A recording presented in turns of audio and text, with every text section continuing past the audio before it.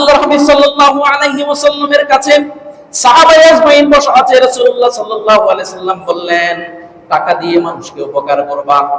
বলল যে যদি টাকা না থাকে কি করব? বলে শ্রম করবা, শ্রম করে টাকা কামাবা, তারপরে সেখানে তাকে দান করবা। বললো যে যদি সেটা না পারি, বললো যে যদি শরীরের মাঝে শক্তি থাকে সেই শক্তি দিয়ে তার উপকার করবা, যদি শক্তি না থাকে তাহলে তাকে ভালো পরামর্শ দিবা। সাহাবায়ে আজমাইন প্রশ্ন করলো, যদি এইটাও না হয় তাহলে কি করব? রাসূলুল্লাহ সাল্লাল্লাহু আলাইহি ওয়াসাল্লাম বললেন, বসে বসে তো থাকতে পারবা।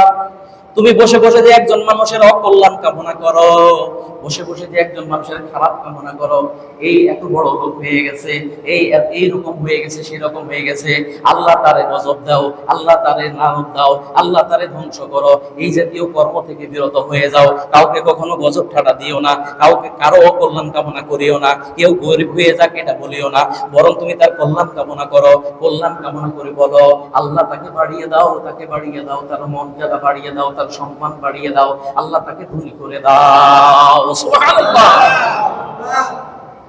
তাহলে কল্যাণ কামনা করা যায় কিনা? হাদিস শরীফে এসেছে, দেখেন, একজন মানুষের যদি একটা বিপদ আসে, একজন মানুষের বাড়িতে আগুন লেগেছে, আপনি সেই আগুন নিভাতে গিয়েছেন, ওই বিপদ থেকে তাকে আপনি রক্ষা করতে গিয়েছেন, আপনি তার জন্য দাঁড়িয়েছেন, এটা হলো সাদাকা। সুবহানাল্লাহ। আপনি দান করলে যেমন সওয়াব হতো তার চাইতে বেশি সওয়াব দিয়ে দিবেন কে? কে দিবে? আপনি তার একটা বিপদ মুক্ত করে দেন, অভাবে আছে, আপনার যদি সামর্থ্য থাকে তাকে কিছু টাকা দিয়ে ওই বিপদটা মুক্ত করে দেন। কিস্তির লোক এসে বসে আছে, এরকম লোক আছে না নাই? কিস্তির লোক এসে বসে আছে, টাকা ছাড়া ছাড়বে না। মানুষের দুর্বল।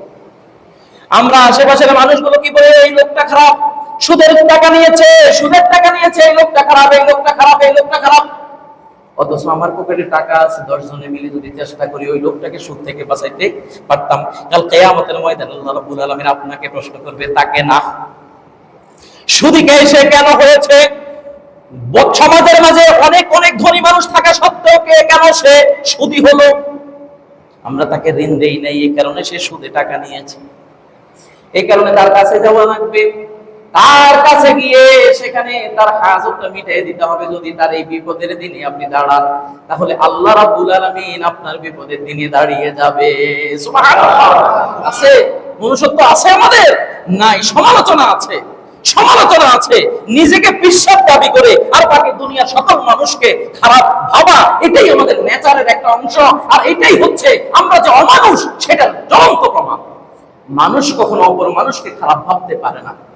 দেলোয়ার হোসেন সাইদি সাহেব বলেছিল, একটা পুকুর, এই পুকুরের ডান পাশে একজন লোক গোসল করে ভোর রাতে। কি করে? ভোর রাতে গোসল করতেছে। আর এই পাশে আরেকজন লোক গোসল করতেছে। এই পাশ দিয়ে যে গোসল করতেছে, তাহাজ্জুদের নামাজ পড়েছে, নামাজের পরে গোসল করতে আসছে। এই লোকটা ওই লোকটাকে দেখে বলে, আহা রে, আমি ভাবছি আমি বুঝি এই এলাকার মাঝে একমাত্র তাহাজ্জুদ গুজারি, আমি বুঝি ভালো মানুষ, আমার চাইতে ভালো মানুষ আছে, ওই প্রান্তে আরো একজন লোক গোসল করছে, ও তো আমার চাইতে বড় তাহাজ্জুদ ওয়ালা, এই তো আমার চাইতে অনেক বড় আল্লাহ ওয়ালা।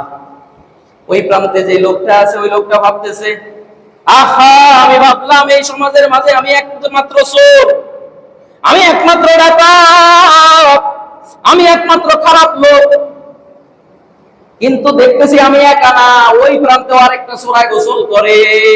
যে যেমন ভাবে, কথা বলেন, যে যেমন ভাবে তেমন ভালো মানুষ চিন্তা করে দুনিয়ার সকল মানুষ ভালো, আর মন্দ মানুষ চিন্তা করে দুনিয়ার সকল মানুষ মন্দ। প্রিয় ভাইয়েরা আমার, আপনি যখন দেখবেন এই দুনিয়ায় কেউ ভালো নাই, বুঝবেন আপনি সবচেয়ে খারাপ।